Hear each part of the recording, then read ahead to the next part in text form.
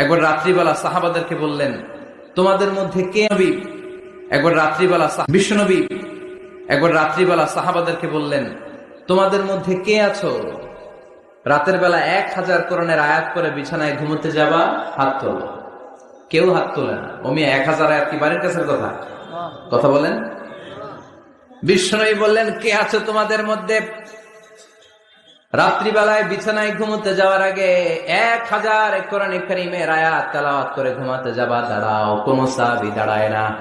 বিশ্বনবী ডানে তাকায়, বায়ে তাকায়, সামনে তাকায়, কেউ হাত তোলে না। বিশ্বনবী বললেন, ও সাহাবারা, এবার বলো তোমাদের মধ্যে কে কে আছো সূরাতুত তাকাসুর পরে রাত্রে বিছানায় ঘুমোতে যেতে পারবা? এবার সব হাত উঠে গেছে। সুবহানাল্লাহ পড়েন।